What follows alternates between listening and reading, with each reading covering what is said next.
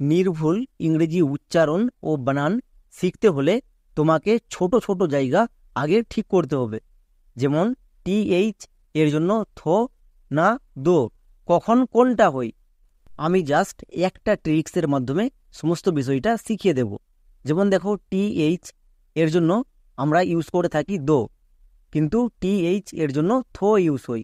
প্রশ্ন হচ্ছে কখন কোনটা ইউজ করব, টিএইচ এর জন্য দো না থ, কোনটা ইউজ করব। এর জন্য আমার নিজের তৈরি করা ছোট্ট একটা ট্রিক্স আছে। সেই ট্রিক্স যদি তুমি একবার শিখে যাও, তাহলে টিএইচ এর জন্য কখন দো হয় এবং কখন থ হয় তুমি নিজেই করতে পারবা। খুবই ছোট্ট ট্রিক্স এবং খুবই কাজে দেবে। চলো তাহলে আজকে ট্রিক্সের মাধ্যমে এটা আমরা শিখি। নিয়ম হচ্ছে, টিএইচ এর পরে যদি ই থাকে, টিএইচ এর পরে যদি ই থাকে, তখন আমরা টিএইচ এর জন্য দো ইউজ করব। পরিষ্কার?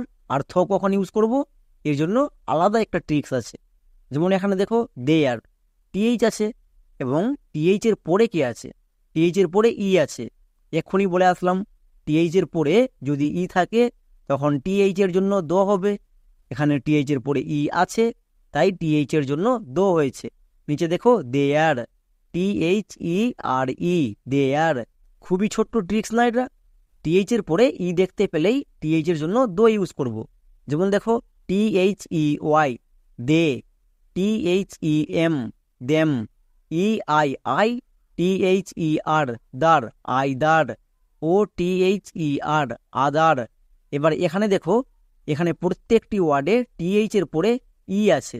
টিএইচ এর পরে ই থাকার জন্য টিএইচ এর জন্য দো হচ্ছে। যেমন দে, দেম, আইদার, আদার। তাহলে এইটুকু ছোট্ট একটা ট্রিক্স মনে রাখতে যদি আমরা পারি, তাহলে টিএইচ এর জন্য কখন দো হবে আমরা আর জীবনে কোনোদিনও ভুল করব না।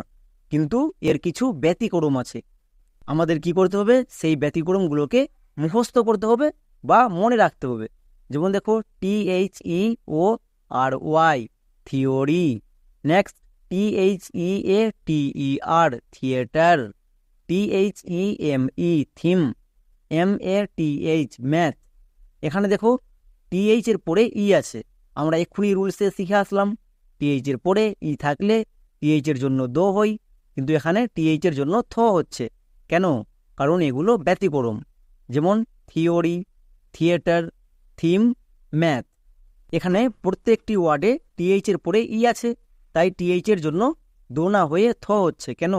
কারণ এই চারটা ব্যতিক্রম, এই চারটা রুলস কাজ করে না, তাই এদেরকে আমাদেরকে কি করতে হবে, মনে রাখতে হবে। কিন্তু নিচে দেখো, ম্যাথ, এখানে শেষে টিএইচ আছে, এর জন্য থ কেন হলো? পুরো ক্লাসটা দেখো, ক্লিয়ার হয়ে যাবে। এবার আমরা দেখে নেব টিএইচ এর জন্য থ কখন ইউজ করব। এর ক্ষেত্রে মনে রাখবো, টিএইচ এর পরে ই থাকলে দো ইউজ করি, আর বাকি সবগুলো জায়গায় আমরা থ ইউজ করব। যেমন এখানে দেখো, টিএইচ আছে এবং টিএইচ এর পরে কি আছে, টিএইচ এর পরে আই আছে। নিয়ম কি ছিল, টিএইচ এর পরে ই থাকলে দো। এখানে দেখো, টিএইচ এর পরে আই আছে, তাই টিএইচ এর জন্য থ হচ্ছে। যেমন TH I N K think, TH এর পরে ই থাকলে দো, আর বাকি সবগুলো জায়গায় টিএইচ এর জন্য থ। যেমন দেখো, TH R O W throw, TH R double E three, TH I C K thick. এখানে দেখো, টিএইচ এর পরে ই নেই, কিন্তু টিএইচ এর পরে ই থাকলে আমরা তার জন্য দো ইউজ করতাম। টিএইচ এর পরে ই বাদ দিয়ে যে কোনো লেটার থাকুক, তখন আমরা থ ইউজ করব। যেমন এখানে টিএইচ এর পরে আর আছে এবং টিএইচ এর পরে আই আছে, তাই টিএইচ এর জন্য থ হচ্ছে। যেমন থ্রো, থ্রি, ঠিক। বোঝা গেল? টিএইচ এর পরে ই যদি না থাকে, তখন আমরা থ ইউজ করব। তাহলে খুবই ছোট এবং খুবই সিম্পল ট্রিক্স আছে। টিএইচ এর পরে ই দেখতে পেলে দো, আর যদি টিএইচ এর পরে ই বাদ দিয়ে যে কোনো লেটার থাকুক, তখন আমরা টিএইচ এর জন্য থ ইউজ করব। আশা করি এইটুকু বিষয়টা সবার মনে থাকবে। তাহলে আমরা জীবনে কোনোদিনও ভুল করব না। টিএইচ এর জন্য কখন থ হবে আর কখন দো হবে। কিন্তু এর ক্ষেত্রে আরেকটা নিয়ম হচ্ছে, শব্দের শেষে যদি আমরা টিএইচ দেখতে পাই, শব্দের শেষে একদম, তাহলে টিএইচ এর জন্য থ হবে, সেখানে কিন্তু দো হবে না। কোনো শব্দের শেষে যদি আমরা টিএইচ দেখতে পাই, তখন থ হবে। যেমন এখানে দেখো, মাউথ, এই ওয়ার্ডটির শেষে টিএইচ আছে, এক্ষুনি বললাম শেষে টিএইচ থাকলে তার জন্য থ হই, কারণ এখানে দেখো টিএইচ এর পরে ই নেই, মানে কোনো ওয়ার্ডই নেই, তাই শেষে টিএইচ থাকলে তার জন্য থ ইউজ করব। যেমন MOUTH, মাউথ, একে কেউ ভুল করেও মাউথ বলো না।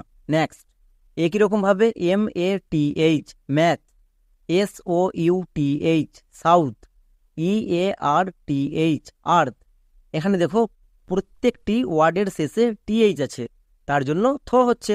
যেমন ম্যাথ, সাউথ, আর্থ। তাহলে আমরা কি মনে রাখবো? টিএইচ এর পরে ই থাকলে দো, আর বাকি সবগুলো জায়গায় টিএইচ এর জন্য থ ইউজ করব, এবং শেষে যদি টিএইচ দেখতে পাই তখন আমরা থ ইউজ করব। আশা করি পুরো বিষয়টা বুঝতে পেরে গেছো।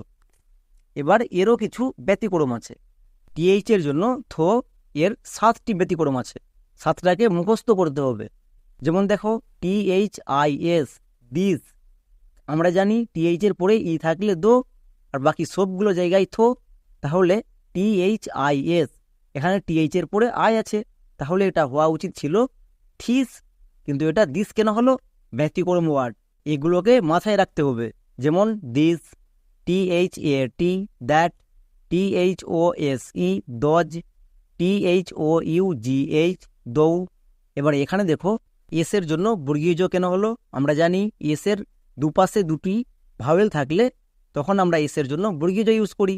তারপরে দেখো AL, অল, THOUGH, দো, অল দো। নেক্সট HEAL, হেল, THLY, লি, হেলথ লি, THAN, দেন। এখানে দেখো টিএইচ এর পরে ও, এল এবং এ আছে, তার মানে টিএইচ এর জন্য থ হওয়ার কথা, কিন্তু হচ্ছে না কেন? কারণ এই 7টি হচ্ছে ব্যতিক্রম। টিএইচ এর জন্য কখন দ হই, ওর ক্ষেত্রে 4টি ব্যতিক্রম ছিল, এবং টিএইচ এর জন্য কখন থ হই, এর ক্ষেত্রে 7টি ব্যতিক্রম। তাহলে আমরা কি কি শিখলাম একবার রিক্যাপ করে নিই। টিএইচ এর জন্য দো কখন হয়? টিএইচ এর পরে যদি আমরা ই দেখতে পাই তখন টিএইচ এর জন্য দো ইউজ করি, এর ক্ষেত্রে 4টি ব্যতিক্রম ছিল। নেক্সট, টিএইচ এর জন্য থ কখন হয়? টিএইচ এর পরে যদি ই বাদ দিয়ে বাকি যে কোনো লেটার থাকুক তখন আমরা টিএইচ এর জন্য থ ইউজ করি, এবং কোনো ওয়ার্ডের শেষে যদি আমরা টিএইচ দেখতে পাই তার জন্য থ ইউজ করি। এর ক্ষেত্রে টোটালে 7টি ব্যতিক্রম ছিল। তাহলে এগুলোকে আমরা যদি মাথায় রাখতে পারি এবং এইসব ছোট ছোট জায়গা যদি আমরা ঠিক করতে পারি, ইংরেজি উচ্চারণ, রিডিং পড়তে গিয়ে জীবনে কোনোদিনও বানান ভুল এই নিয়ে সমস্যায় থাকবো না। তাই এগুলো প্রথমে ঠিক করো। তাহলে আজকের মতো এখানেই, দেখা হচ্ছে নেক্সট ক্লাসে।